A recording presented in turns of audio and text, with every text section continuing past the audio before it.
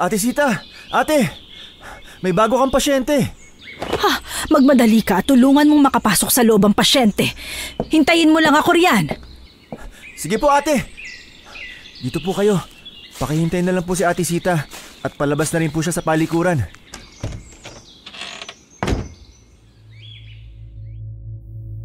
Madaling-madali ang pagkilos ng may katandaang ginang na kalalabas lang mula sa palikuran.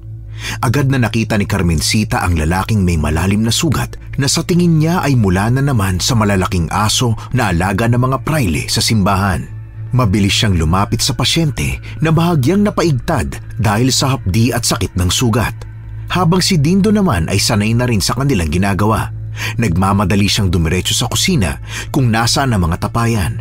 Kumuha siya ng tubig para ipainom sa pasyente. Taong 1890, panahon na laganap ang mga Espanyol sa bansa dahil sa kanilang pananakop. Abala si Carmencita sa mga hinuhugasang halamang gamot sa kanilang palikuran. Isa siyang kilalang albularyo sa kanilang lugar at takbuhan ng lahat kapag may karamdaman. Balak niyang ilaga na ang mga halamang gamot upang gawing panlunas ng kanyang mga pasyente. Katuwang at kaagapay niya ang binatang pinsan sa panggagamot. Kasama niya rin yun sa bahay na iniwan ng mga yumaong magulang. Ilang taon na mula nang biglang dumating ang mga Kastila sa kanilang baryo. Pinagharian nila ang bansa at nagmistulang taniman ng takot at pangamba ang bawat Pilipino. Puno ng kabrutalan at karahasan ang kanilang naging pamumuno.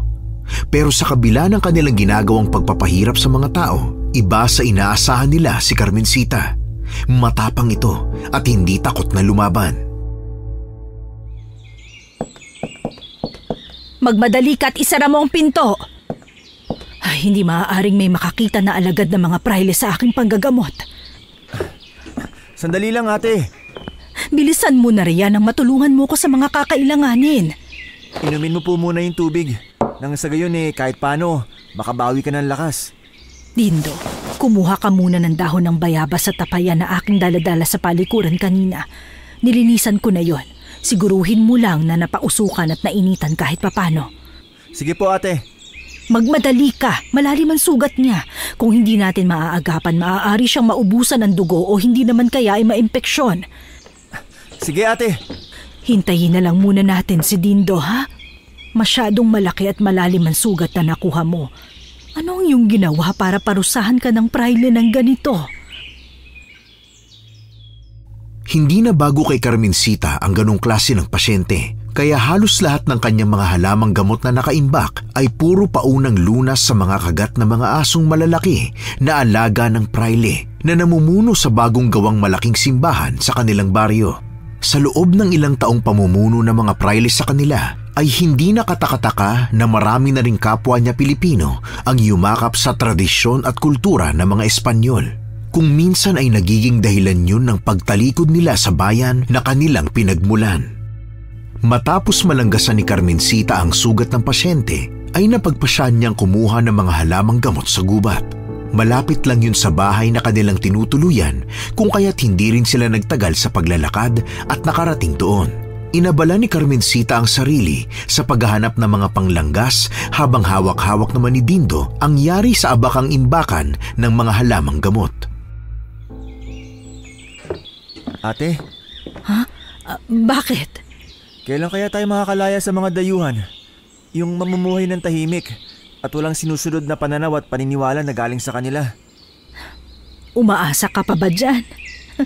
Kaya nga may mga alagang halimaw ang mga praile ay para mapuno ng takot ang mga Pilipino at hindi manlaban sa kanilang kagustuhan. Bakit? Masama ba na umasa?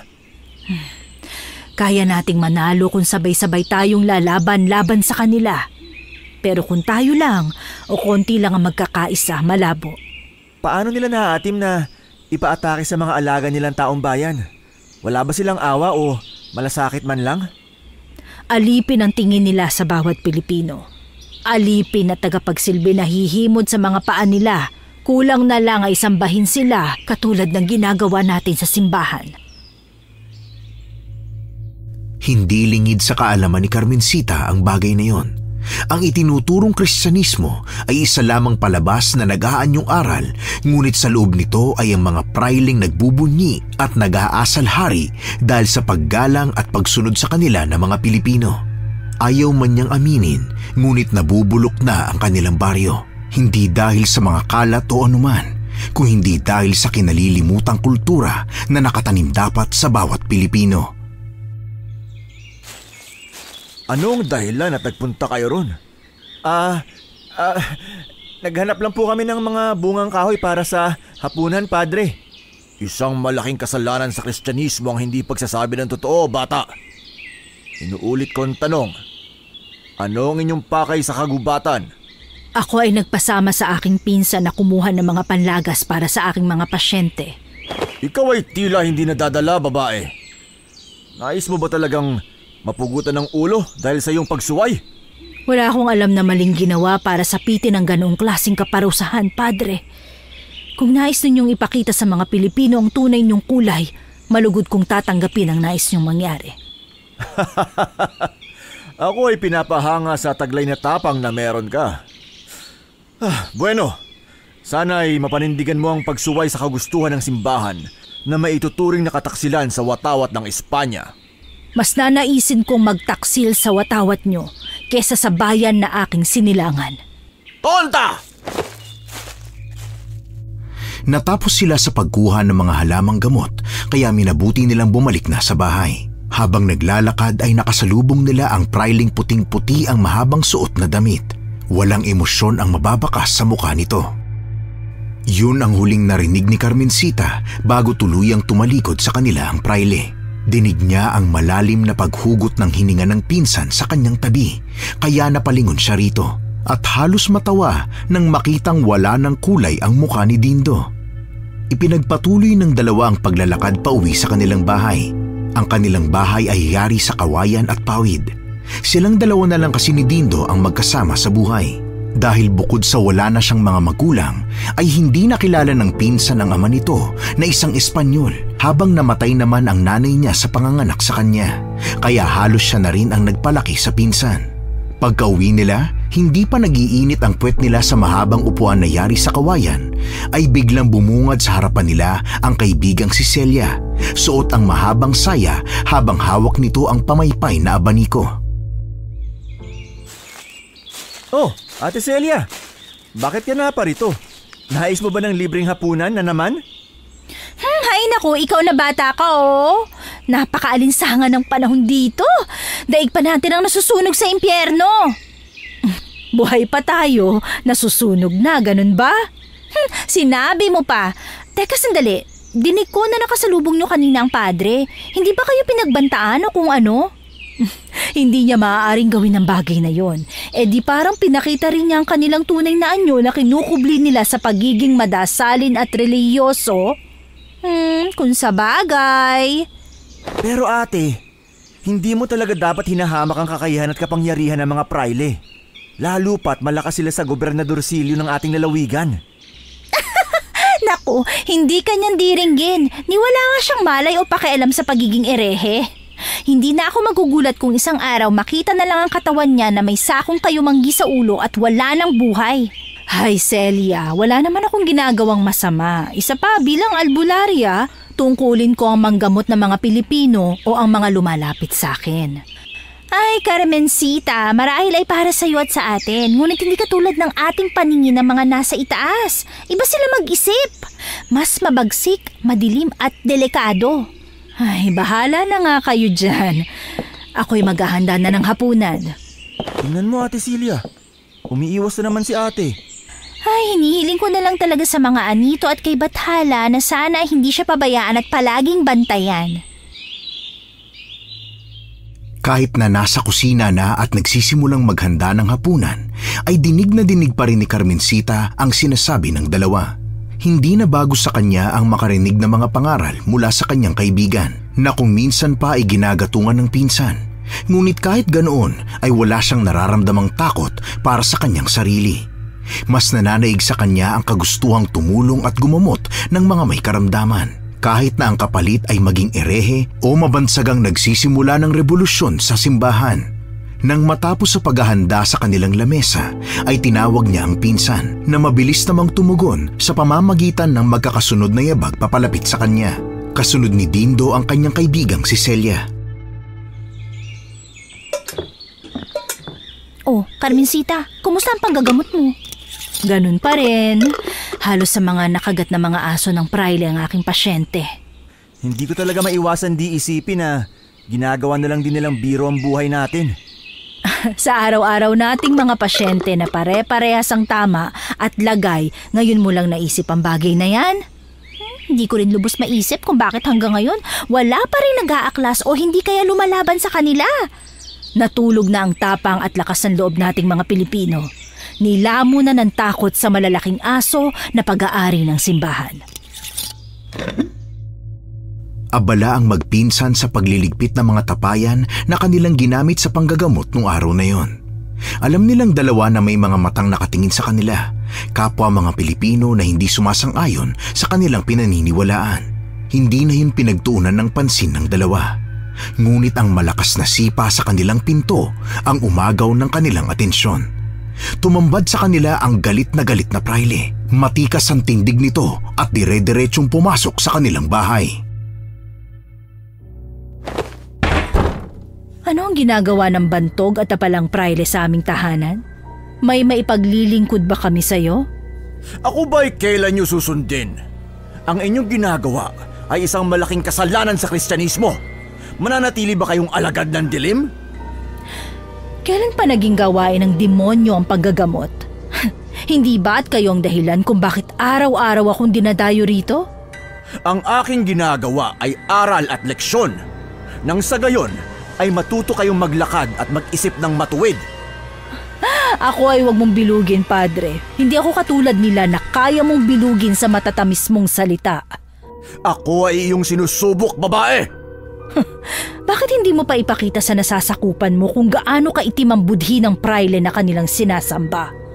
Sa tingin mo ba ay hindi ko gagawin? Isang paalala para sa iyo, Albularia. Hindi mo ko kaya. Ako man, Padre, ay hindi mo kilala. Hindi inaasahan ni Carmencita ang pagtama ng mga kamay ng praile sa kanyang leeg. Sa isang iglap ay mahigpit na ang mga kamay nito na nakalingkis sa kanyang leeg. Mabilis na hinawakan ni Carmencita ang mga kamay nito. Pinipilit na lumanghap ng hangin, ngunit hindi yun ang kagustuhan ng praileng kaharap. Kitang-kita niya ang ngisi sa labi nito bago siya kinaladkad palabas ng kanilang tirahan. Dinig ni Carmencita ang bulungan sa paligid habang ang mga mata ng mga tao sa kanilang harapan ay nakatuon sa kanila. Ang araw ay unti-unti nang lumulubog, ngunit ang bulungan sa paligid ay hindi pa rin natatapos.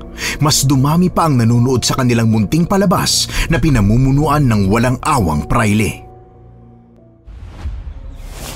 Ganito ba ang nais ninyong mangyari sa inyo? Kung nais ninyong maggaya sa walang respetong nilalang na ito, ay manatili kayong kumonekta sa kanya. Manatili kayong lapastangan sa kautusan ng simbahan. Huwag mo silang linlangin. Alam nating dalawa na utos mong mga yon. Yan ba ang iyong natututunan sa mga demonyong bumubulong sa'yo? Hindi maganda sa isang praile ang makitang nananakit ng Pilipino. Mahal na praile. Para sa baryo ang aking ginagawa. Isa itong paglilinis para sa pagpasok ng mas maraming biyaya mula sa itaas. Hanga lamang ang maniniwala sa'yo! Ang aking ginagawa ay isang sakripisyo para sa buong baryo. Ang pagkawala ng erehe ay para rin sa kaayusan ng baryong ating minamahal. Hindi ko man nais gawin ang bagay na ito, ngunit kailangan natin ng matinding sakripisyo para sa lumalalang pag-atake sa inyo. Itigil mo ang paggamit sa Diyos para sundin ka nila. Hindi ka ba natatakot sa karma, Padre?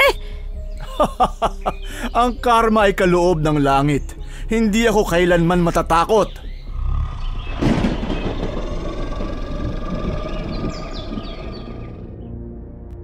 Mula sa dilim ay biglang naglitawan ang malalaki at mababangis na aso.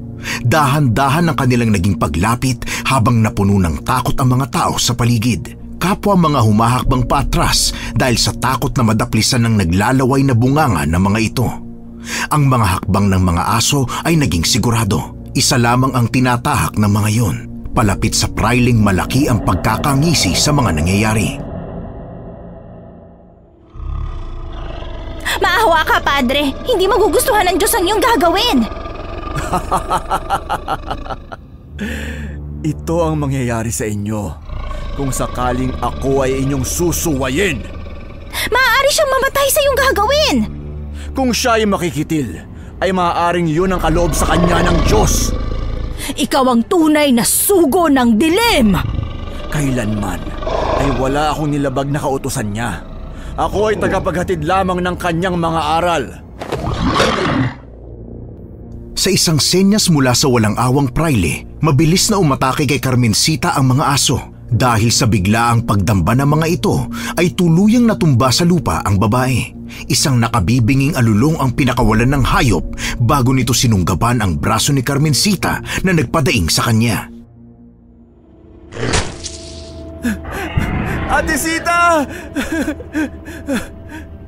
Mahabag ka, Padre! Ang mga katulad niya ay hindi kailangan ng habang at awa. Kung ipagpapatuloy niyo ang bagay nito ay parang pinakita ninyo sa mga taga-baryo na wala kayong puso.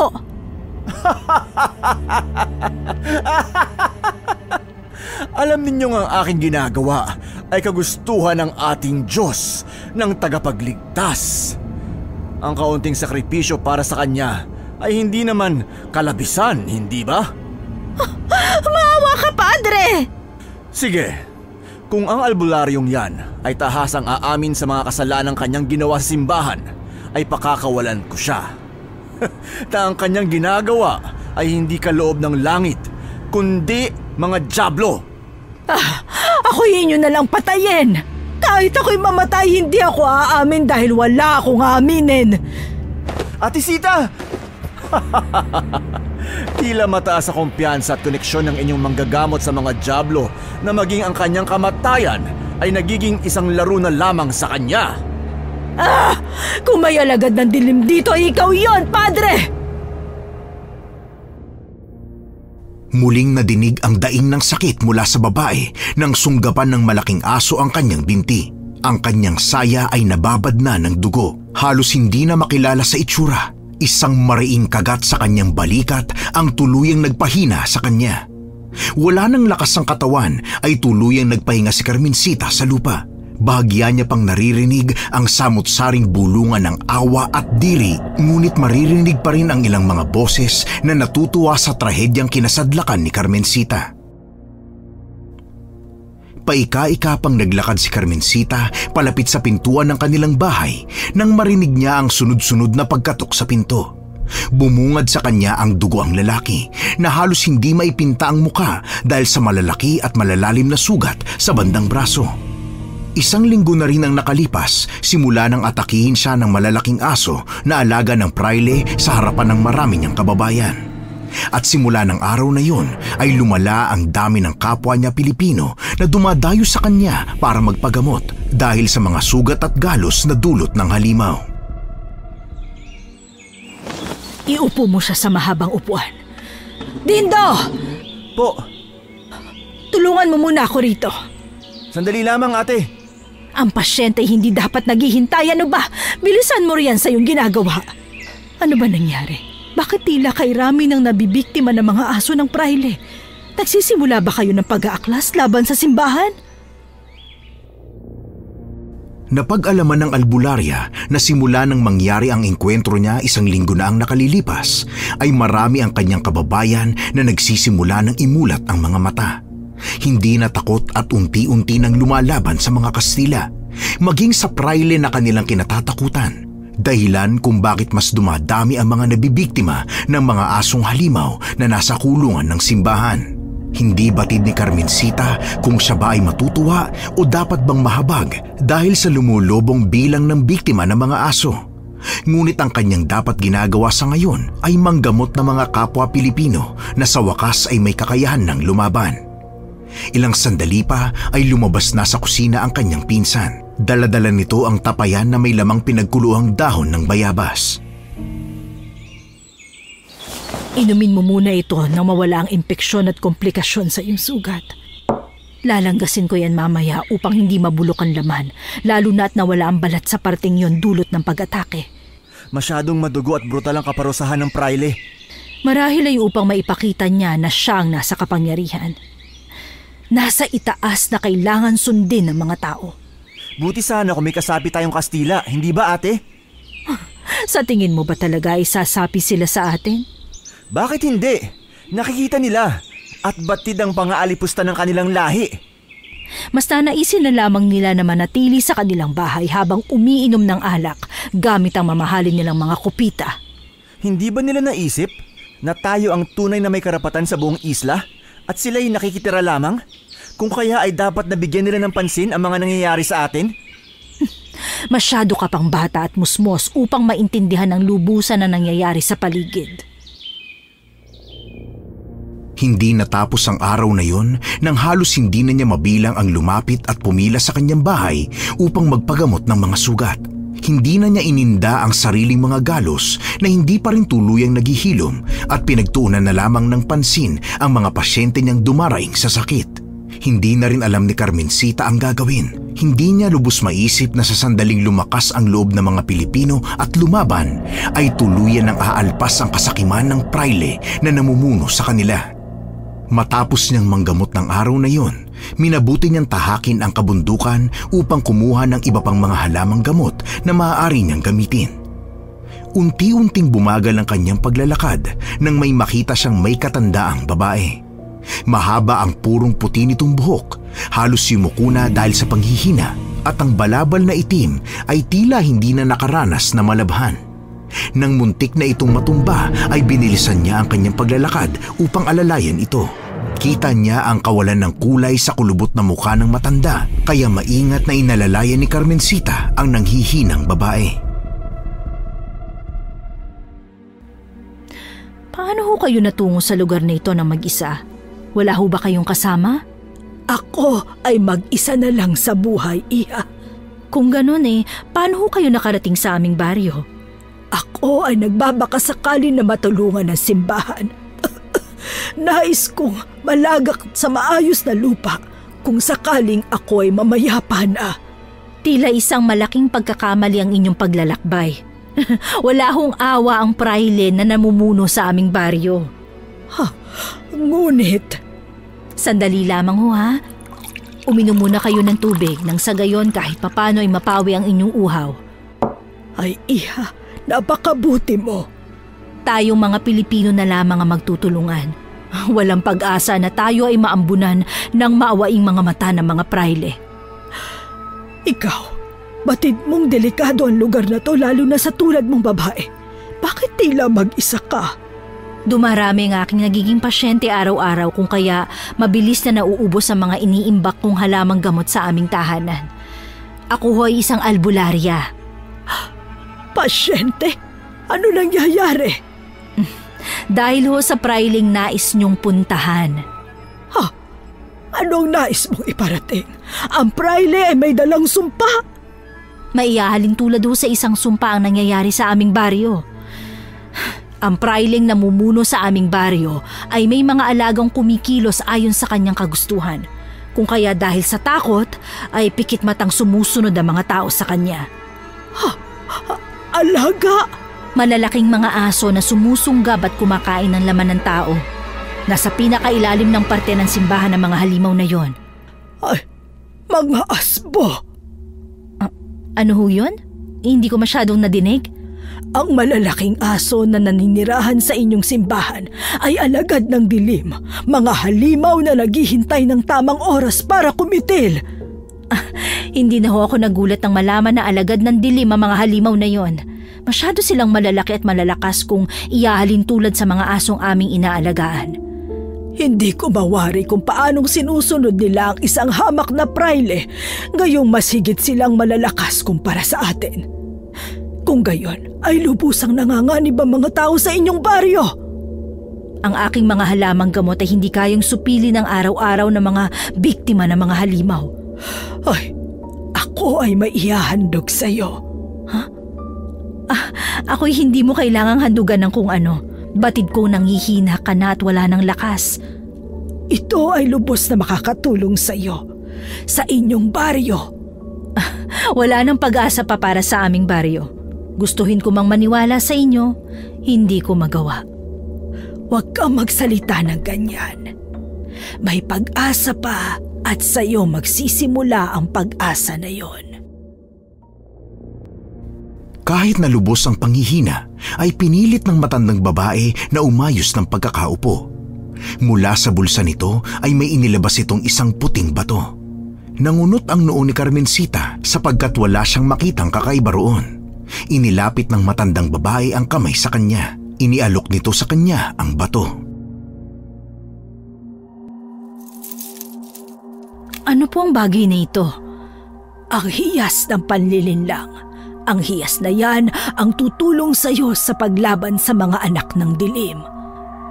Ngunit isang simpleng bato lamang ito. Anong maaari nitong gawin upang makalaban? Hindi mo dapat minamaliit ang bagay na yan. Yan ay lubos ang kapangyarihan. Paano magagamit ito kung ganun nga? Hilingin mo lang sa batong yan ang nais mong mangyari at yun ay matutupad. Kaya nitong umatake kung ganun? Kaya kanyang protektahan. Higit pa ron ay lunasan ng malalalim na sugat na gawa ng mga asbo o asong-aswang na mayroon ng mga praile. Sa paanong paraan? Ang hiyas na yan na may kapangyarihang linlangin ng mga anak ng dilim. Isang bagay na maaari nitong gawin ay ang pagbabalat kayo ng isang tao upang tuluyang makapasok sa lugar kung nasaan sila. Ha? Balat kayo? Ibig sabihin, magiging aswang ako? Ganun na nga. Ang hiyas na yan ay may kakayahang ikubli ang amoy at presensya mo bilang tao. Isama pa ang pambihirang lakas at liksi na maibibigay sa iyo sa oras ng pakikipaglaban. Sa madaling salita, magiging halimaw at kaisa nila ako sa oras na gamitin ko ang hiyas? Ganun na nga ang mangyayari. Bakit? May dapat ba akong malaman?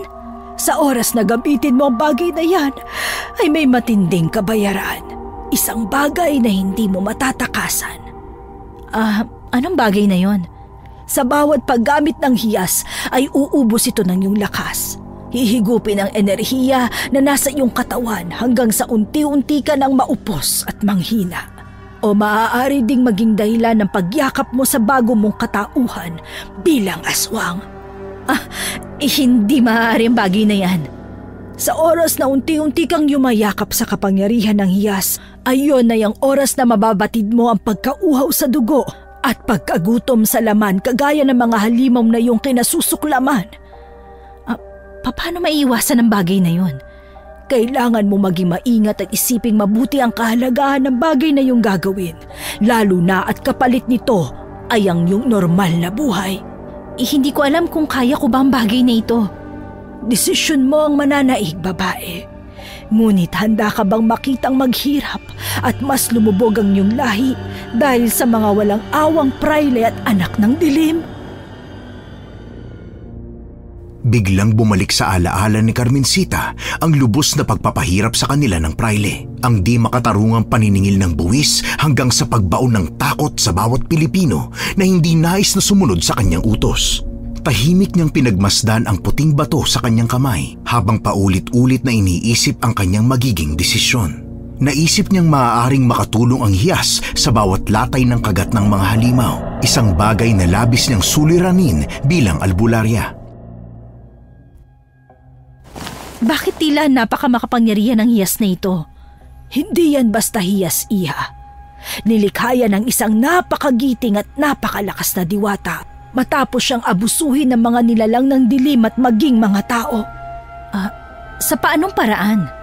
Masyadong mabait at puno ng pagmamahal ang puso ng diwata.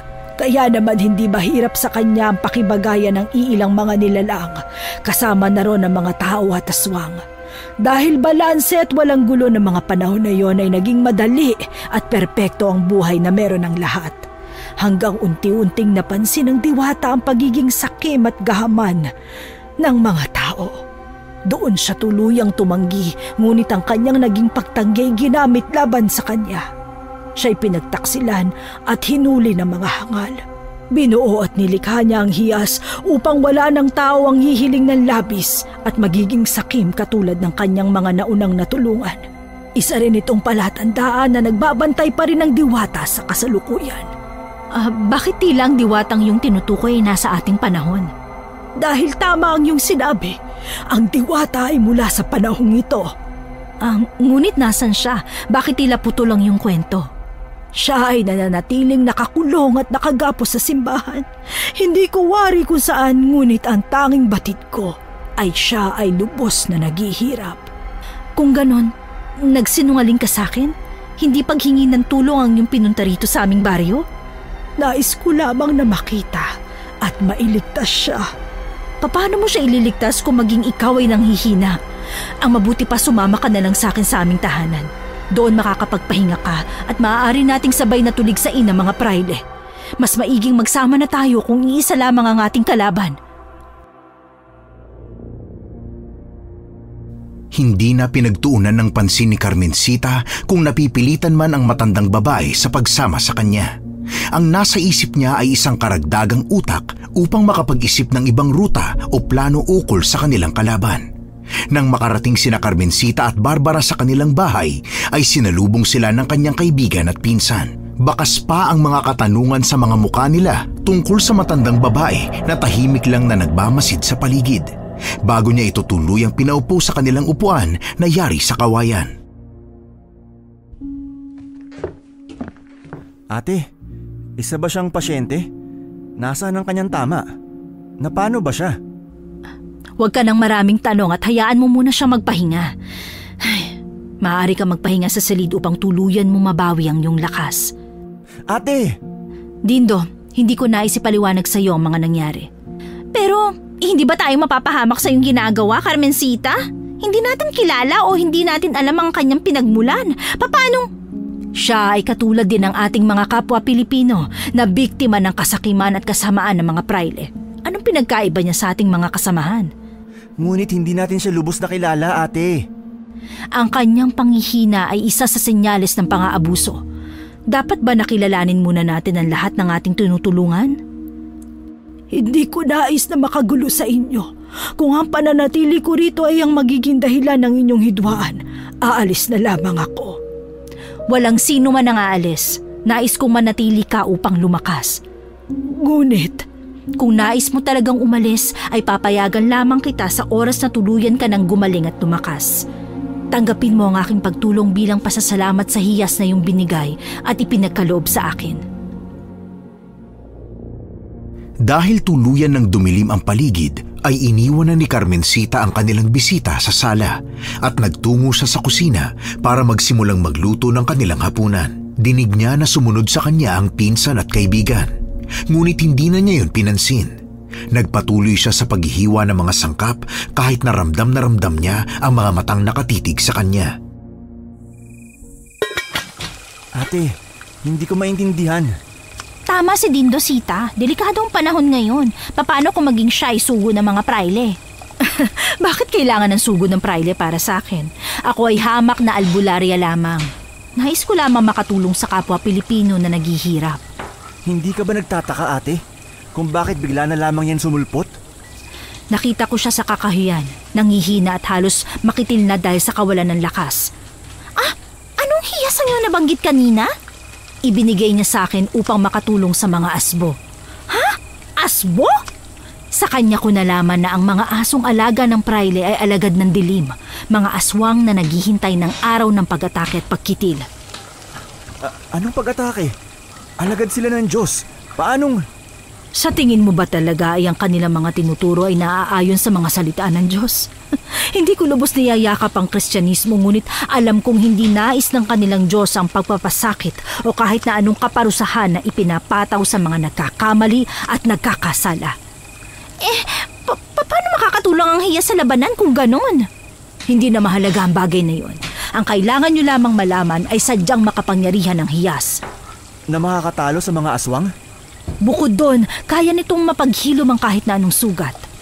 Kung gayon ay tunay ngang mahiwaga. Yon ang dahilan kung bakit nais kong manatili siya rito. Malaki ang maitutulong sa atin ng hiyas na kanyang pinagkaloob. Pasasalamat na rin ito para sa kanyang malaking tulong sa atin. Dahil sa ibinahagi ni Carmencita ay tuluyang kumalma ang kanyang kausap. Sila man ay kapwa tumulong sa panggagamot sa kaawa-awang matanda. Kung kaya't wala pang 1 linggo ang nakalilipas simula nang ito ay kanilang kupkupin, ay bumalik na ang lakas nito. Tumutulong na rin ito sa panggagamot sa mga pasyente na dumadayo sa kanilang bahay. Hawak-hawak ni Carmencita ang hiyas nung sandaling yun habang nasa harapan ng dugo ang lalaki. Marahan niyang hinahaplos sa mga sugat nito habang mariing nakapikit ang mga mata, bumubulong at humihiling sa bato. Tahimik ang 4 na sulok ng kanilang bahay habang ramdam niya ang mga matang nakatingin sa kanya. Pinapanood ang bawat galaw at kibot ng labi hanggang sa unti-unti niyang naramdaman ang kapangyarihan na lumalabas mula sa kanyang mga kamay. Tahimik na gumagapang para lumapat sa mga sugat ng pasyente na kagagawan ng halimaw. Napakahusay ng batong yan! 1 bulong lamang ay tuluyang gumagaling ang mga sugat ng mga biktima. Sadyang mahiwaga at makapangyarihan ang hiyas na yan. Saan mo nga pala nakuha ang bagay na yan? Bago nahuli at nakulong ang diwatang may likha ng hiyas, ay ako ang kanyang mag-aaral. Tinuro niya sa akin ang kanyang nalalaman, kung kaya hindi na bago sa akin ang kaalaman ukol sa mga halimaw at anak ng dilim. Kung ganon, personal sa iyong laban na hinaharap natin laban sa Praile? Tama ka ng iyong hula. Bukod sa hiyas, ano pa bang maaari nating gamitin laban sa kanila? Asin at bawang, batid kong mahina rin ang mga asbo sa sikat ng araw. Kaya pala tuwing gabi lamang sila umaatake. Ano ba ang plano niyong gawin upang mapabagsak ang Praileng lubos na nagpapahirap sa inyo? Nais niyo ba siyang kitilin? Isang kasalanan ng pagkitil. Kaya hihintayin niyo na lamang na kayo ang mapatay. Pero mali. At kasalanan sa Diyos at sa batas ang pumatay, hindi ba? Hindi yun magiging kasalanan kung ang iyong papatayin ay ang taong ganid at sakim sa kapangyarihan. Sa aking palagay, tamang sinabi ni Barbara. Mas mabuting unahan na natin bago tayo ang kanilang unahin. Malapit na kabilugan ng buwan. Ang kanilang magiging malawakang pag-atake. Papatay na sila? Ang mga pagsunggab sa parte ng mga katawan ng iyong kababayan ay paghahanda lamang sa kanilang malawakang pag-atake. Doon sila tuluyang kakain ng buhay.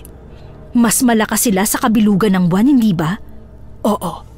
Kaya marahil sila ay inihahanda na ng mga Praileng kanilang sinasamba ngayon. Kung ganun nga ay kailangan na nating maghanda. Ako man ay nais lumusob sa kanilang kuta upang makita kung naroon ang diwata ang aking hinahanap. Maaari nating gawin ang bagay na yan sa oras na tayo ay umatake na. Mas maiging hindi nila batid ang ating plano. Ngunit, tayo lamang ba makikipaglaban? Anong laban natin sa kanilang bilang? Wala sa bilang yan, kung hindi sa kakayahan. Isa pa, hawak natin ang hiyas mula sa diwata. Malalim na ang gabi ng mga oras na yon. Ang ilaw lang na tumatanglaw sa kanilang 4 ay ang apoy ng gasera na minsanang sumasayaw dulot ng pag-ihip ng marahan na hangin. Ramdam ni Carmencita ang panlalamig ng kanyang katawan, maging ang banayad na pagtibok ng hiyas na nasa kanyang mga kamay. Tahimik ngunit puno ng babala ang mga mata ng matandang babae habang nakatingin sa kanya. Ang 2 pang kasama sa lamesa ay walang alam sa tunay na nangyayari. Sita, ayos ka lang ba? Ate, bakit tila namumutla ka? Nais mo bang magpahinga na lamang muna? Hindi. Kailangan nating matapos ang pagpupulo ngayon. Ngunit wala nang kulay ang iyong mukha. Labis ang aking naging pagod. Huwag niyo akong intindihin. Maaari ba naman yun, ate? Ako yung pakinggan, Dindo. Maayos lamang ako. Batid ni Carmencita ang totoong nangyayari. Masyado niyang nagamit ang kapangyarihan ng hiyas kung kaya ngayon ay sinisingil siya nito sa pamamagitan ng paghigop ng kanyang lakas at malay tao. Ngunit dahil lubos nilang kailangan ng paghahanda para sa gagawin nilang paglusob sa simbahan, ay hindi niya yun pinaalam sa kanyang mga kasama. Tanging ang matandang babae lamang na nagbigay sa kanya ng hiyas ang may alam sa totoo niyang kalagayan. Hindi rin kasi nahinto ang mga pag-atake ng halimaw. Gabi-gabi ay madalas na madidinig ang mga alulong ng mga asbo sa labas ng kanilang bahay. At sa umaga naman ay bubungad kina Carmencita ang mahabang pila ng mga pasyente na nais magpagamot at magpalunas ng kanika nilang mga galos at sugat. Halos mapahawak si Carmencita sa gilid ng lamesa nang sandaling umikot ang kanyang paningin. Kasabay noon ang mas lumalakas na alulong ng mga asbong sa palagay niya ay muli na namang gumagala at nag-iikot.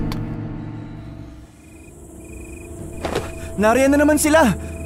Hindi talaga marunong mahabag ang tusong Praile na yan. Carmencita, halika na. Kailangan na nating pigilan ng mga halimaw. Ngunit siya'y nanghihina. Batid mo na mas maaaring mas mapahamak pang lahat sa oras na siya'y matalo. Subalit kung hindi mo sila lalabasin, ay mas lalong marami kang haharaping sugat ang katawan bukas. Hindi sila titigil hanggat hindi nakukuha ang kanilang kagustuhan, ang laman na magpapabusog sa kanilang kalamnan. Mariin na pumikit si Carmencita. Pinilit pakalmahin ang sarili nang sa ganun ay mawala kahit papano ang pag-ikot ng sariling paningin. Nang masiguro na maayos na ang kanyang lagay, ay lakas loob siyang tumayo mula sa pagkakaupo. Ramdam niya ang kagustuhan ni Dindo na pigilan siya, ngunit naging buo ang kanyang loob. Habang humahakbang palabas ng kusina, ay ramdam niya ang magkakasunod na yabag sa kanyang likuran. Sigurado ka bang kaya mo, ate? Masyado silang marami. Delikado para sa lagay mo na nanghihina pa. Hindi ko maaaring talikuran ng mga asbong humihingi ng lambing at atensyon. Dapat silang pagbigyan upang hindi makaramdam ng tampo. Ate Barbara, baka maaari mo siyang pigilan. Hindi niya ugaling magpapigil sa gusto niyang gawin. Ang mabuti pa, siguruhin na lamang natin na nasa likuran niya tayo kung kailangan niya ng lakas at panghahawakan. Tuluyang lumabas ng bahay si Carmencita. Tanaw na tanaw niya ang Praileng nakatayo sa gitna ng mga asbo. Tuwang-tuwa pa sa nasasaksi ang pag-atake ng mga halimaw sa kaawa-awang lalaki. Mabilis ang ginawa niyang paghakbang, dahilan kung bakit naagaw ng kanyang galit ang atensyon ng mga ito. Subalit ang ngising nakaukit sa labi ng Praileng walang awa ay hindi man lang nabura, bagkus lalo pa yung lumalim. Ano ang nangyari at tila ikaw ay tumapang at napalabas sa iyong lungga, Erehe? Kung may erehe man sa ating dalawa ay ikaw yon, Padre. Wala akong nauunawaan sa iyong binibigkas, babae. Nanatili kang walang alam at mangmang. Ayos lamang sa akin, mahal na Padre. Ano pa at may mga kasama ka? Tila isang nilalang na puno rin ng galit ang iyong nakuha. Batid ko lamang ang iyong kasamaan. Nais ko mabuksan ang mga mata ng tao sa tunay mong hangad. Isang kahibangan ang iyong tinuturan. Sigurado ka bang isa lamang iyong kahibangan at kasinungalingan? Batid mo ang iyong ginawa kung kaya ako ay narito upang pagbayarin ka sa iyong pagkakautang. Albularia, nararapat yatang gamutin mo ang iyong kasama. Tila nasisiraan na ng bait at nawawala sa sarili. Kahit na anong gawin mong pagtanggi, ay alam mong tama ang aking sinasabi. Mabilis na nawala ang ekspresyon sa mukha ng Praile. Nanlilisik ang mga mata na nakatingin sa matandang babae na siya namang lumalaban ng titigan sa mapagmataas na Praile. Hindi maipaliwanag ni Carmencita ang nararamdaman ng mga oras na yon. Lubha pang nanghihina ang kanyang katawan, ngunit ang daloy ng kapangyarihan ng hawak niyang hiyas ay unti-unting pumapasok sa kanyang katawan, kasabay ng dahan-dahang paglapit sa kanila ng mga asbong naglalaway. Humigpit ang hawak niya sa hiyas. Kasabay noon ay ang pagliwanag nito na bumulag ng bahagya sa mga halimaw na nasa harapan niya.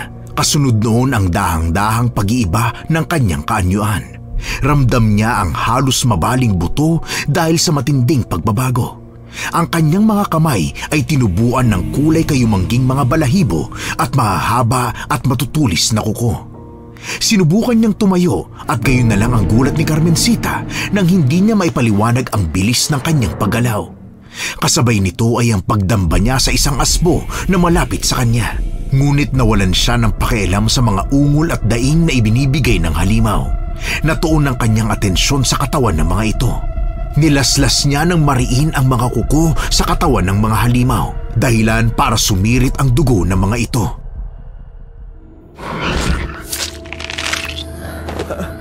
Anong nangyayari sa ate ko?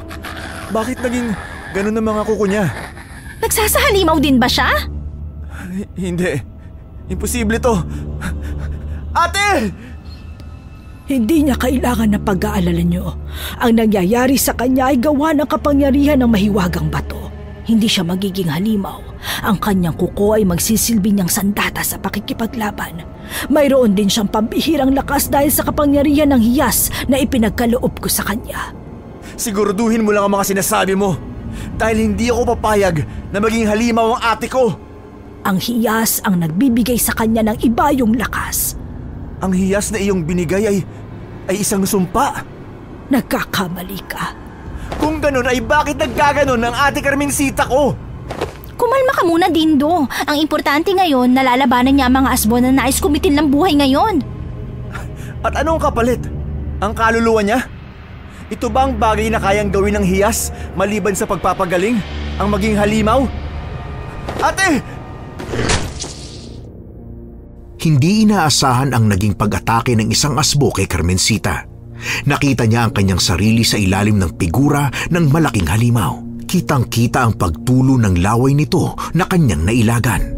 Sumunod na umatake ang praile. Gamit ang mga kamay nito ay mariing sinakal ang mabalahibong leeg niya habang ang mga asbo ay unti-unting lumalayo upang magbigay ng galang sa tinuturing nilang pinuno. Ungol at alulong lang ang kanyang naisagot. Dinig niya mula sa kanyang kinahihigaan ang mga sigaw ng pagmamakaawa ng kanyang pinsan at kaibigan, ngunit nananatiling bulag at bingi ang praile. Tuwang-tuwa pa ang mukha nito habang unti-unti siyang tinatanggalan ng hininga. Gamit ang natitirang lakas, mabilis na hinablot ni Carmencita ang mukha ng pari. Dahil sa kanyang mahahabang kuko, nag-iwan ang ginawa niyang pag-atake ng malalalim na hiwa sa kaliwang pisngi nito. Galit nitong nabitawan ang leeg ni Carmencita at ginamit niya ang pagkakataong yon para makatayo ng tuluyan. Tuluyang bumalik sa dati ang kanyang anyo. Hingalman ay pinilit nitong tumayo ng tuwid habang ang mga mata ay nanatili sa grupo ng mga kalaban. Hindi ko akalain na may tinatago kang lihim. Ang lihim na maaaring tumapos sa'yo. Isang kahibangan. Tonta! Kailanman ay hindi ako matatalo. Ngunit nararamdaman ko sa iyong wangis ang kaba at takot. O baka naman dahil kayo ay lubusan ng tumatanda, Padre. Lapastangan! Kayang-kaya kong linlangin ang mga hayop na sumusunod sa iyo. Isang galaw ko lang ay tiyak kong mauubos sa mga halimaw na tagasunod mo. Sa tingin mo ba ay ang mga asbo lamang ang hawak kong alas para masunod ang aking kagustuhan? Tila nagsasabi ng totoo ang aking kaibigan, Padre. Ikaw ngayon ay hindi nagsasabi ng totoo. Hindi ko alam ang iyong sinasabi. Barbara! Ipaalala mo sa ating praile ang mga bagay na kanyang nakakalimutan! Ang diwatang iyong kinulong sa lungga ng mga aswang upang magbigay ng lubos na kapangyarihan. Nararapat lamang yun sa kanya dahil wala siyang silbi. Kung ibinigay lamang niya sa akin ang kanyang sarili, ay hindi niya aabuti ng bagay na yon. Isa kang hangal at makasarili. Tunay na nakakakilabot ka lalo na ang mga aral sa mga taong linggo-linggong nag-aandog at sumasamba sa'yo. Hindi kailanman naging kasalanan ng mangarap at gumawa ng mga hakbang para matupad yun. At ang naisip mong paraan ay ikulong siya para malasap ng iyong mga alagad ang kanyang kapangyarihan. Tunay ngang kahanga-hanga ang iyong kabutihan, Padre! Bakit ba tila galit na galit ka? Ramdam ko mula sa aking kinatatayuan ang galit na nagmumula sa isang matandang katulad mo. Ako'y nangangamba na baka bigla kang atakihin dahil sa iyong nararamdaman na galit, tanda. Huwag mong ibahin ang usapan, Ginoo, sapagkat sisiguruhin kong mababawi ko sa iyo ang diwatang iyong kinubli. Isang kahalangan ang iyong sinasabi. Sa iyong palagay ba ay kaya mong tapusin ang mga halimaw ng dilim na bukod tanging ako lamang ang sinusunod? Halos hindi makagalaw sa kanyang kinatatayuan si Carmencita nang biglaan ang naging galaw ng matandang babae na kanilang kapanalig. Pino at puno ng liksi nitong tinawid ang pagitan nila ng praile. Ang mga mata ay halos mag-apoy dahil sa alab ng damdamin. Habang kitang-kita ni Carmencita ang dahan-dahang pagbubuo ng liwanag mula sa kamay nito. Batid niyang hindi lamang siya ang nagulat ng mga oras na yon, dahil maging ang kanyang pinsan at kaibigan ay bakas din ang gulat sa kanilang mga itsura. Gamit ang nagliliwanag na kamay ay mabilis na sinalag ng matandang babae ang dapat sanang pag-atake ng isang asbo. Mabilis at walang pag-iingat na tumalsik ang halimaw. Hindi natigil ang mga halimaw at praile. Muling may umatake sa kakaibang babae, ngunit gaya ng nauna ay inulit lang nito ang ginawa niyang pag-atake. Ang sumunod na asbo ay walang kahirap-hirap nitong sinakal gamit ang nagliliwanag na mga kamay. Naging sanhi ito ng pagkakalapnos ng leeg ng mga halimaw. Hindi naligayahan ang mga asbo at dahan-dahang lumapit kay Carmencita habang patuloy pa rin sa pag-atake ang babaeng matanda. Mag-iingat ka! Ate, sa likod mo! Hindi ako magpapalamon sa inyo, mga halimaw! Baka kailangan na sumali na rin tayo, Ate Celia. Hindi maaari! Wala tayong alam sa pakikipaglaban! Ngunit hayaan na lang natin silang lumaban sa napakaraming halimaw na yan. Makakabigat lamang tayo, Dindo. Manatili kayo sa inyong kinatatayuan. Huwag na kayong sumali!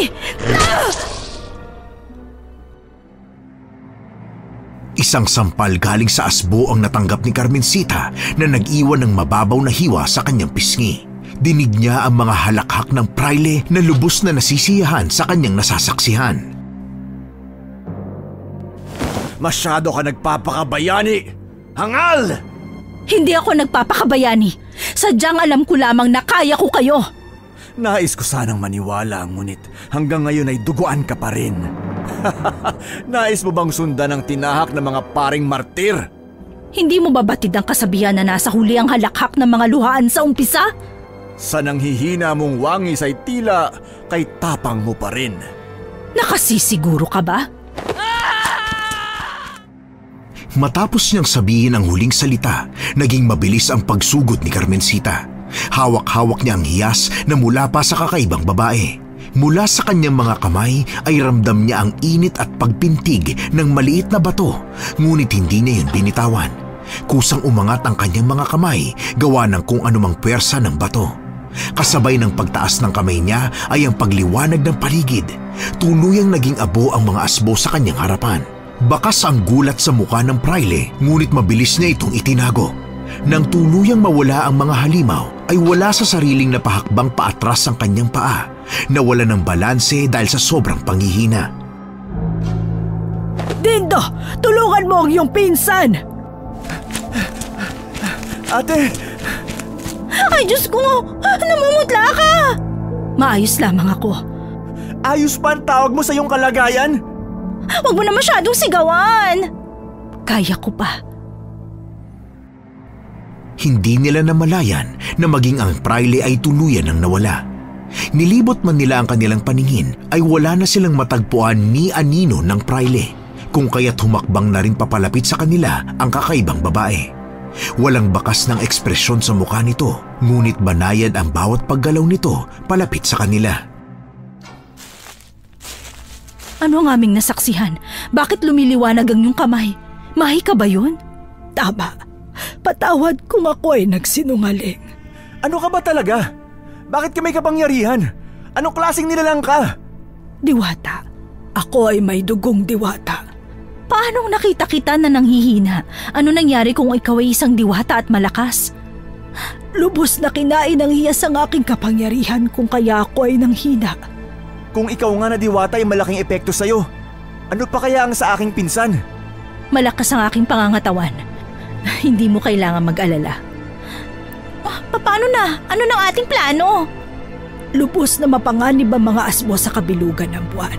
Lalo pa at hawak nila ang diwatang may likha ng hiyas. Hindi ko pa rin maintindihan. Paano nangyaring hawak nilang diwata? At kung tunay na malakas sa mga asbo, bakit tila sila'y sunod-sunuran sa hamak na tao lamang na kanila lamang sanang pagkain? Hindi ko batid daw totoong dahilan, ngunit maaaring siya ay hindi rin mortal. Ha? Ano? Paano nangyari yon? May mga paniniwala at propesiya na nagsasabing ang nilalang ng dilim ay tuluyan lamang mapapasunod ng hari. Sa aking nakikita, pawang mga alagad lamang ng praile ang sumusugod at umaatake habang siya ay nanonood lamang. Pero hindi sila maaaring pumasok ng simbahan? Paanong siya'y dun pa nakatira kung siya'y isang hari? Higit na malakas at lubos ang kapangyarihan na meron ng hari kung kaya ang kaisipan at ang mga bawal sa ordinaryo at mahihinang klaseng aswang ay hindi umuubra sa kanya. Katulad na lamang ng mga bawang at asin, hindi ba? Ano ba talaga ang tunay na pakay ng praile na yan?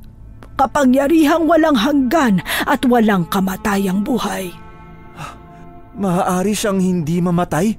Kung tayo ay mabibigo sa pagbawi sa diwata, ayun nga ang mangyayari.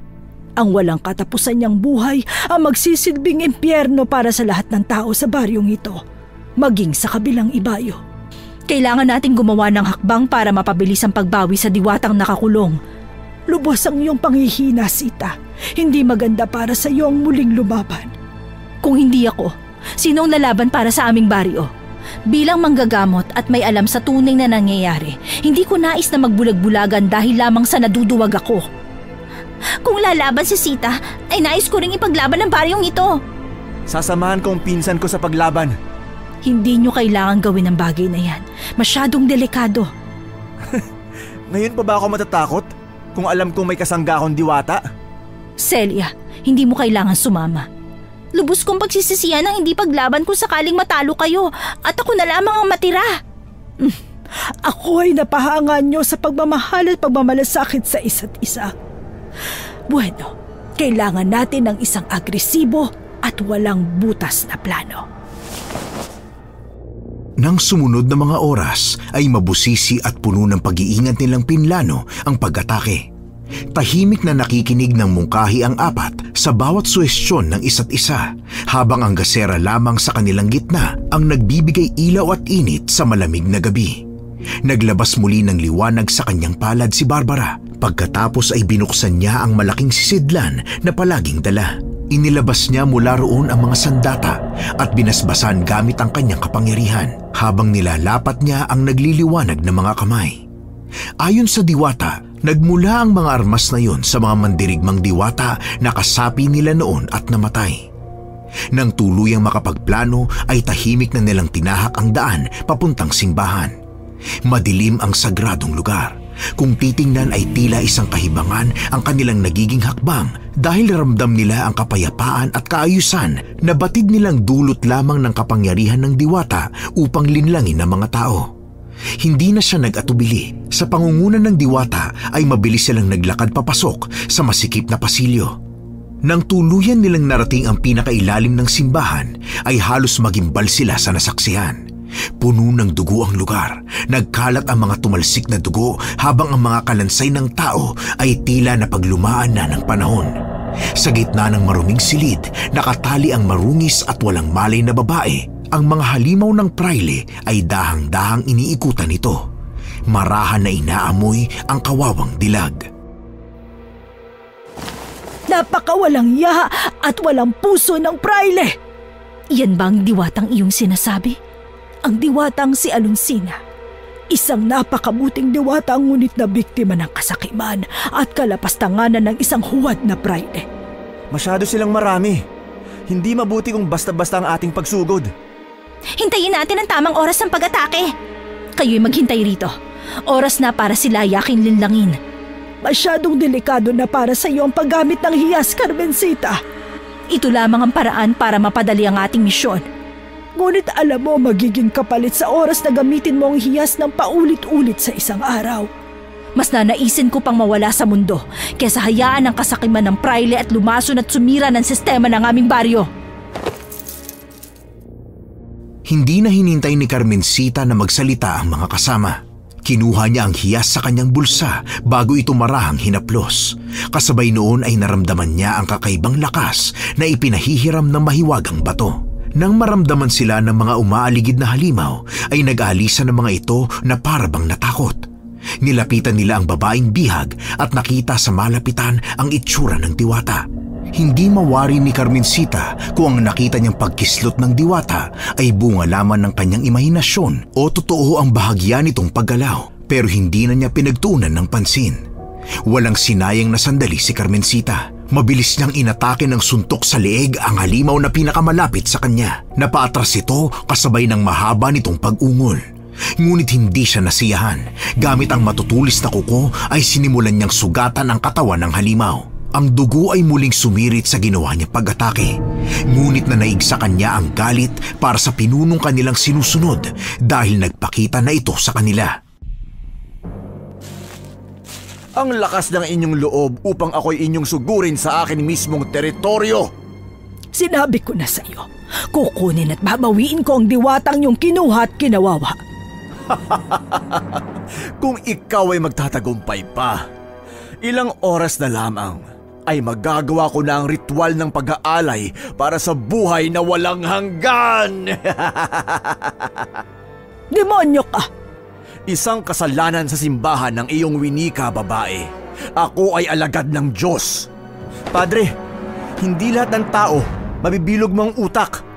Hindi ko lubos maunawaan ang galit ninyo sa akin. Kayong wala naman akong ginagawang masama. Ang pang-aalipin at paghamak sa kapwa naming Pilipino ay hindi masama. Ang pagtaas sa pedestal ng mga Kastila habang kaming nananatiling mababa sa aming sariling teritoryo ay kabutihan ng dulot, ganun ba, Padre? Kayo ay mananatiling alipin sapagkat yun ang bagay sa inyo. Nasaan na ang inyong pinuno? Tila yata nabahagang buntot at hindi na ninais na sumama sa kahalangang paglusob. Hindi duwag ang ate ko! Sa isang iglap, habang hawak ang espada na may kawit sa dulo, ay buong tapang na nilusob ni Dindo ang praile. Nakailag ito, ngunit hindi nagpatinag ang binata. Gamit ang kawit ng kanyang espada, ay mabilis niyang nahila ang suot-suot nitong mahabang puting damit dahilan ng pagkabigo nitong lumayo sa binata. Sinimulan ni Dindo ang pakikipaglaban. Samantalang nagsisimula ng atakihin ng mga asbo ang isa't isa dulot ng kapangyarihan ng hiyas. Hindi nababanaag ng mga halimaw ng dilim ang presensya ni Carmencita, kung kaya't ang ginagawang pag-atake ng mga ito ay upang maprotektahan lamang ang sarili dahil sa nasaksiang kamatayan ng isa nilang kalahi sa kanilang harapan. Muli, gamit ang bilis at liksi ay lumundag si Carmencita sa isang asbo na abala sa pag-atake. Mariin niyang inukit ang pangil sa leeg nito kasabay ng paglandas ng mariin ng kanyang mga kuko. Tila nasihan si Carmencita nang marinig ang mahaba nitong alulong, ngunit hindi pa siya tumigil doon. Gamit ang lakas, sinunggaban niya ang isang paa ng halimaw at buong lakas yun na hinila dahilan ng pagkawala ng ungol at daing nito. Naging bulag at bingi si Carmencita. Hindi niya tinigilan ng asbo hanggat hindi nahihiwalay ang paa nito sa katawan. Dinig na dinig niya ang pagkabali ng buto nang muli niyang pwersahing hilahin ang paa ng halimaw. Ilang sandali pa pagkatapos magpakawala ng ungol dulot ng panghihina ay tuluyan na itong nalagutan ng hininga. Sa kabilang banda, unti-unting nagliwanag ang mga kamay ni Barbara at handa na rin sa pakikipaglaban, habang abala naman sa pakikipambuno si Dindo sa mga naglalakihang aso. Ang mga mata ng binata ay matalim na nakatitig lamang sa prailing hindi mababagsakan ng takot. Isang bolang gawa sa gintong liwanag ang pinakawalan ni Barbara na tumama sa katawan ng praile. Halata ang pagkagulat nito, ngunit tila'y mas ginanahan pa ang halimaw at natuwa. Parang naging bata ito na animoy tuwang-tuwa sa mga ginagawa ng kalaro. Ako ay natutuwa. Sadyang kahanga-hanga kapangyarihang na ituro sa'yo, babae. Likas kong kapangyarihan ng aking pinakita. Hindi yun ang tinuro ng diwata sa akin. Wala bang kwenta ang kanyang naituro sa paningin mo? Kaya hindi mo magamit laban sa akin ngayon? Ang kapangyarihan at taktika sa pakikipaglaban na tinuro ni Alonsina ay masyadong mataas ang kalidad para lamang gamitin sa isang mahinang nilalang na kagaya mo. Masyado mo kong minamaliit. Tila hindi na ituro sa'yo ang kahalagahan ng pagpapakumbaba. Hindi ko kailangan gawin ng bagay na makatao kung hindi tao ang aking kausap, Padre. Kung gayon ay tingnan natin ang sinasabing tapang na tinuro sa'yo. Simbangis ng hangin ang naging paggalaw ng pari. Masyadong mabilis na parang hindi siya tao na nagmimisa tuwing linggo na marahan lang kumilos dahil sa katandaan. Nasa likuran niya si Dindo na abala sa pakikipagtagisan ng lakas sa mga asbo. Isang wasiwas lamang ng kamay ng praile ay hawak na nito sa leeg ang binata. Naagaw nito ang atensyon ni Carmencita na abala pa rin sa kaharap na asbo. Galit at puno ng lakas niyang itinulak ang kalaban na naging dahilan ng pagtumba nito sa magkakapatong na sirang upuan. Pakawalan mo akong hayop ka! Isa kang duwag! Akala ko ay lubos ang iyong katapangan ngunit tila ako'y nagkamali ng akala. Alam ko lamang ang buto na aking pipindutin. Demonyo ka! Hindi ka pa ba masaya na hawak mo na ang diwata at nananakit ka pa ng walang kalaban-laban sa'yo? Ang lubos na kapangyarihan ay walang hanggan! Yan ang aking gustong maabot! Hindi mo ba naisip na tanging huwad lamang na kapangyarihan ang maibibigay sa'yo ng gusto mo? Huwad? Kung may huwad mang kapangyarihan dito, yun ay ang kapangyarihan mo! Pakawalan mo ako! Hindi ba kayo naaawa man lamang? Umabot tayo sa ganitong posisyon at sa tingin mo ay may awa pa talaga siyang nararamdaman. Ako'y nahahabag. Masyadong brutal ang aking imahe sa'yo, diwata. Sa gitna ng labanan ay biglang naagaw ng malakas na tunog ng kampana ang buong lugar kung nasaan sila. Napahinto sa pag-atake si Carmencita. Lito sa kung anong nangyayari at nang madinig niya ang mahaba ngunit puno ng kasamaan na halakhak ng praile ay doon siya natauhan. Nakakakilabot ang ngisi sa mukha nito. Unti-unting humahakbang papalapit sa diwatang hanggang ngayon ay nakagapos pa rin. May malay na ngunit nanghihina. Ano ang kalapastanganan na gagawin mo sa kanya? Kumalma ka lang, Barbara. Walang mabuting madudulot ang galit mo. Pakawalan mo siya! Isa kang duwag! Sa wakas, oras na para makuha ang kapangyarihang walang hanggan, ang buhay na walang kamatayan! Ano ang silbi ng buhay na walang kamatayan kung hindi ka naman magiging masaya? Kung walang totoong nagmamahal sa'yo? Manahimik ka, diwata! Nasaling ko ba ang sugat? Kahit gaano pa kahaba ang buhay mo ay mananatili kang mag-isa dahil demonyo ka. Sa oras na makuha ko ng aking kailangan sa'yo, ay papatayin na kita. Gagamitin ko ang bawat himay ng kapangyarihan na mayroon ka para sunugin ang katawan mo. Sa tingin mo ba ay hahayaan niyang mangyari yung sinasabi? Nino, ng iyong masugid na estudyante? Hindi mo alam ang sinasabi mo, Juancho. Sa oras na ako ay yung paslangin, ay ipaghihiganti ako ni Barbara kahit na anong mangyari. Doon pa lamang ay talo ka na.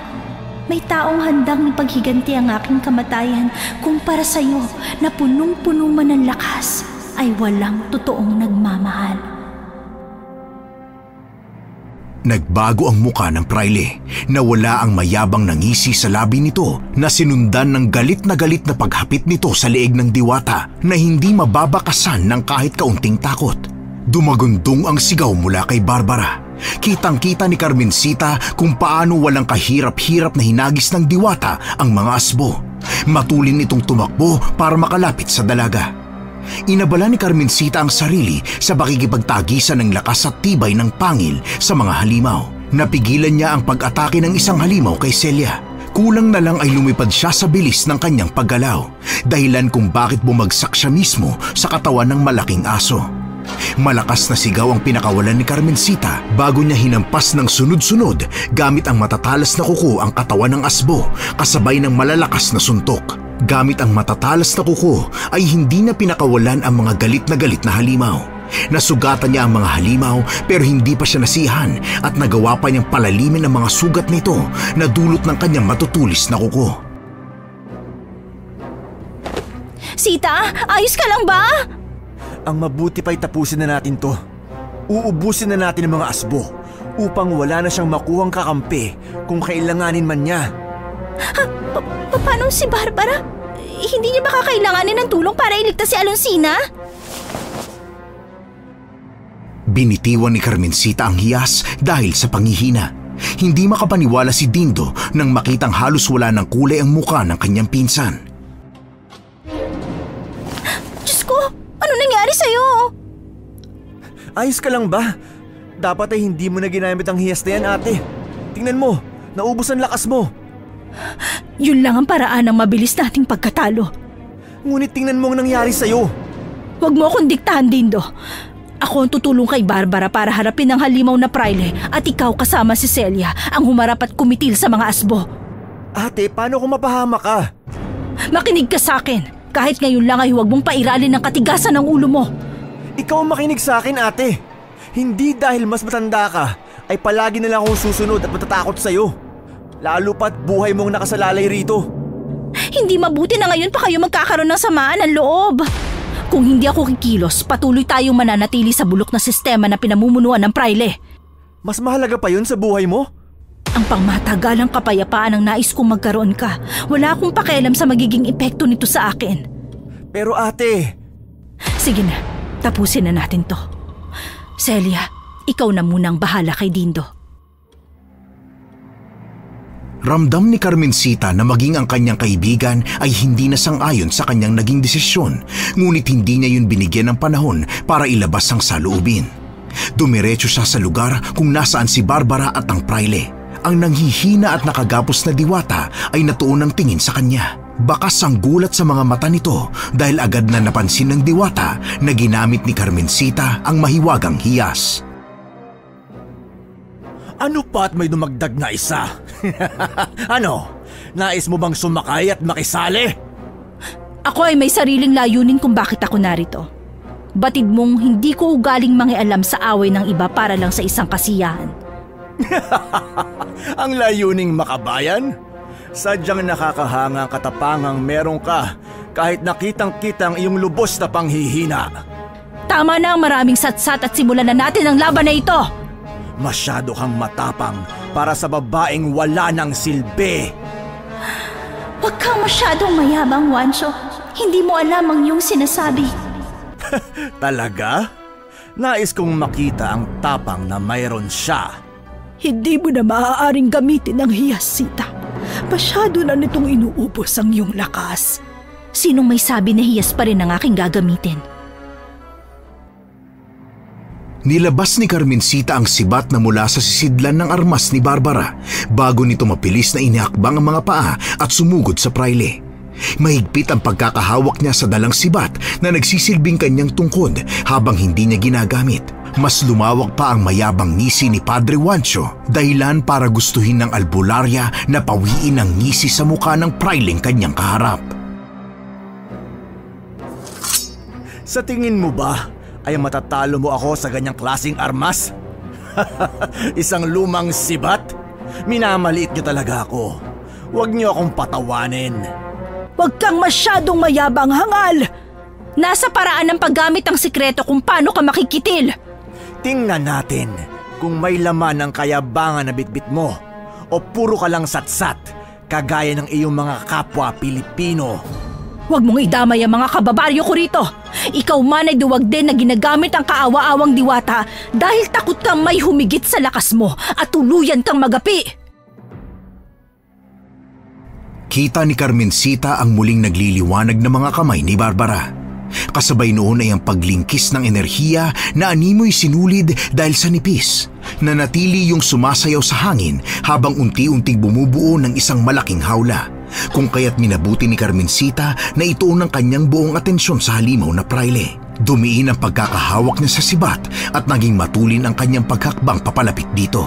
Isang saksak mula sa sibat ang kanyang pinakawalan na kanyang pinagtagumpayan dahil sa dugong umagos sa balikat nito habang ang mga hibla ng sinulid na ginto ay patuloy na humahaba. Hindi mawari ng dalaga ang ginagawa ng diwata, ngunit hindi na siya nag-abalang magtanong. Nagpatuloy siya sa ginagawang opensa habang ang praile ay patuloy sa paghakbang patalikod. Umiilag lamang sa bawat atake na kanyang ginagawa. Ipagpatuloy mo ang ginagawa mong pag-atake, Sita. Huwag mong hayaan na makalayo siya sa iyo at makalapit kay Alonsina. Bakit tila nabahagang buntot ng iyong sugo, Alonsina, at pinauubaya na sa isang mortal ang laban? Hangalik ka! Hindi ko kailangan ng kaduwagan kung ikaw lamang ang aking kakalabanin! Masyadong matalas ang dila, ngunit mapurol ang mga gawa at kilos. Tunay bang ikaw ang pinakamahusay na diwata? Bakit hindi ko man lang maramdaman ang nakakagilalas na bagay sa iyong bantog na estudyante? Isa kang lapastangan na kailangang patayin! At sa anong paraan mo yon gagawin? Sa paggamit ng isang walang malay na mortal? Ako ay pagod ng madinig ang iyong panghahamak. Tao man ako ay kaya ko pa ring tapusin ang buhay na meron ka! Mabigat ang bawat paghakbang ni Carmencita papalapit sa praile. Naghahalo ang galit para sa kanyang sarili at sa mga taga-baryo na lubos itong pinagkatiwalaan. Buong lakas niyang sinugod ito, ngunit hindi niya napaghandaan ang pag-atake nito pabalik. Hawak-hawak na siya nito sa leeg. Unti-unti niyang naramdaman ang dahan-dahang pagtulis ng mga kukong nakahawak sa kanya. Mabilis na naramdaman ni Carmencita ang hapdi sa kanyang leeg, maging ang dugong unti-unting dumaloy mula rito. Ate! Huwag kang lumapit. Mas lalo lang siyang mapapahamak. Bakit ba? Ano bang problema at ayaw mo siyang tulungan? Hindi pa ito ang oras, Dindo. Ano? Barbara, dahil hindi pa oras ay hihintayin natin ang kaorasan na iyong winiwika? Mas lalo tayong mapapahamak sa nais mong gawin. Anong gusto mo? Hayaan kong mapahamak ang pinsan ko? Nanlaki ang mga mata ng kanyang pinsan nang unti-unting mag-iba ang anyo ng prailing sumasakal sa kanya. Mula sa desenteng itsura nito ay dumoble ang laki ng katawan ng praile. Kasabay nito ang pagtubo ng itim na balahibo sa katawan nito. Halos kumislap ang balahibo nito sa sobrang itim. Ang mga pangil ay higit na mahaba kumpara sa mga asbong kanyang alagad. Ang mga mata ay nanlilisik at pulang-pula. Ang katawan nito ay higit na lumaki kung ihahalin tulad sa malalaking aso na kanilang kinalaban kani-kanina lang. Halos manginig si Carmencita nang sandaling paglandasin ng halimaw na praile ang dila sa kanyang leeg. Tinawid nito ang bakas ng pinagdaluyan ng dugo bago niya nadinig ang malakas at nakakakilabot na halakhak nito. Ate! Kaya ko ang bagay na ito. Hindi mo talaga siya tutulungan, Barbara? Hanggat wala sa tamang oras ay hindi ko mapahihintulutan ng inyong kagustuhan. Malalagutan na siya ng hininga. Huwag mo siyang intindihin, Barbara. Gawin mo ang kailangan mong gawin dahil kaya ko ito.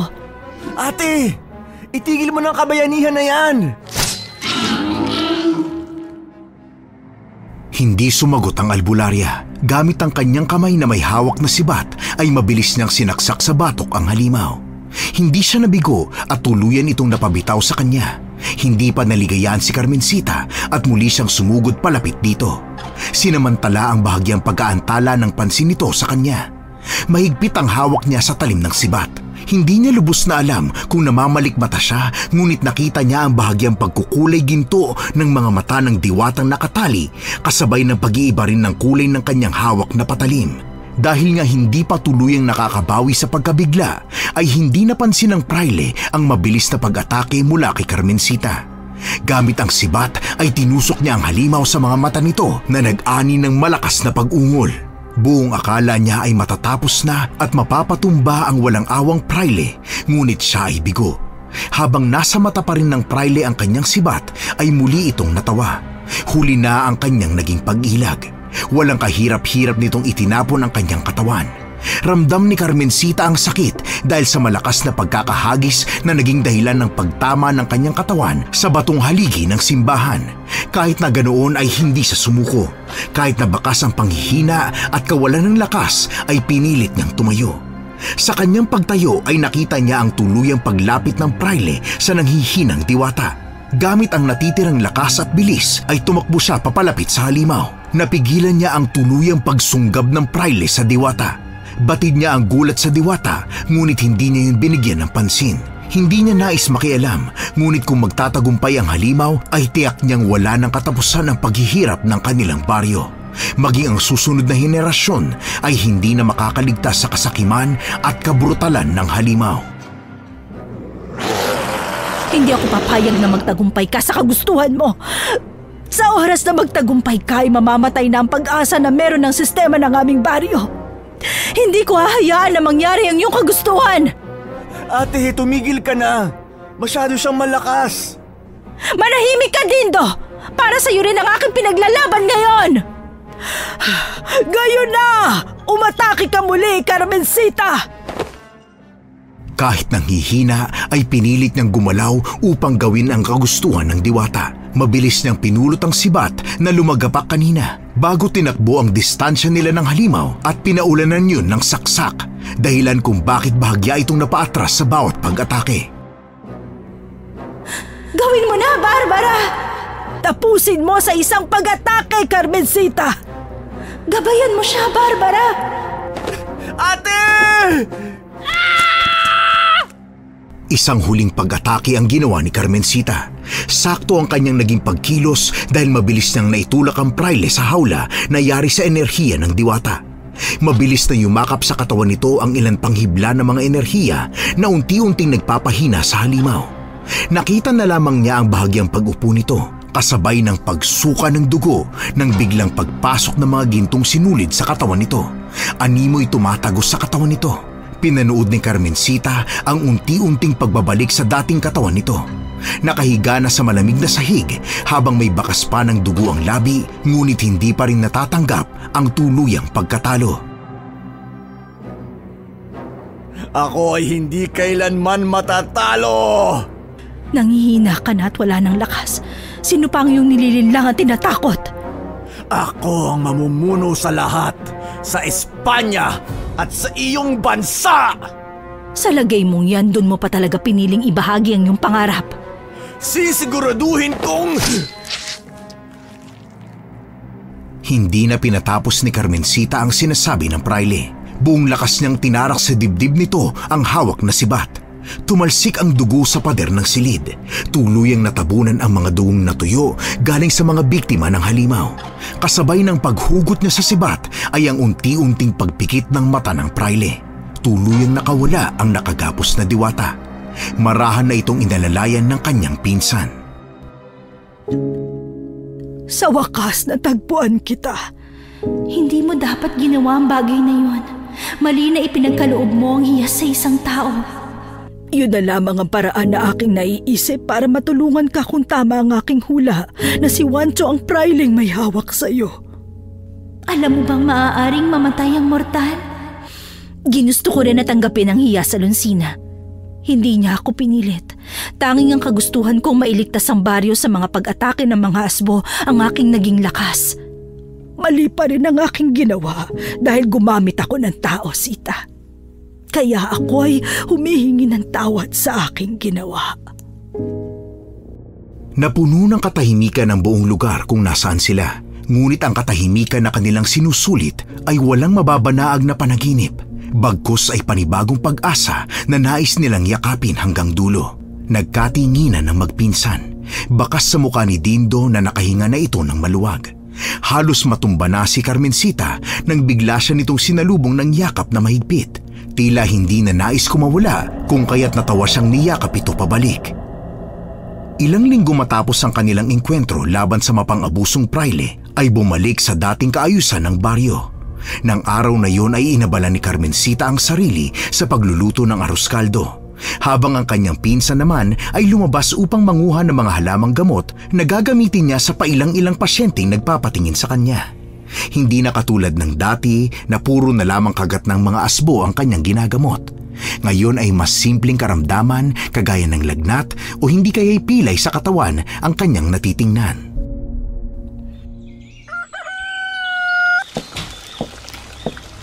Anong niluluto ng aking mahal na kaibigan? Arroz caldo, alam mo na. Dito ka naman ang halian at paluto na rin naman ito. Oh, bakit? May problema ba? Hindi pa rin ako makapaniwala na natapos natin ang labanan na yon, Sita. Hanga ako sa pinakita mong tapang kahit na ang duwag ko. Katapangan pa rin ang iyong naging pagsuporta, Don Celia. Huwag mong maliitin ang iyong sarili. Talaga ba? Kung hindi dahil sa iyo ay baka tuluyan na ako mawalan ng bait, Ate Celia. Katapangan mo ang naging sandalan ko nang pinupuno ako ng takot para kay Ate Carmencita.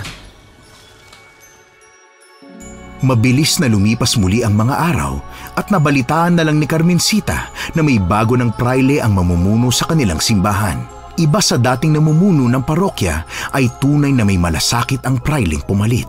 Kung minsan pa itong nagtatanggol sa kanilang kabaryo laban sa mga gwardya sibil. Doon din nakita ng magpinsan na hindi lahat ng Kastila ay masama. May iba rin palang may kabutihan ang kalooban. Tulad ng magpinsan na walang sawang tumutulong sa kanilang mga kabaryo at mga kasama.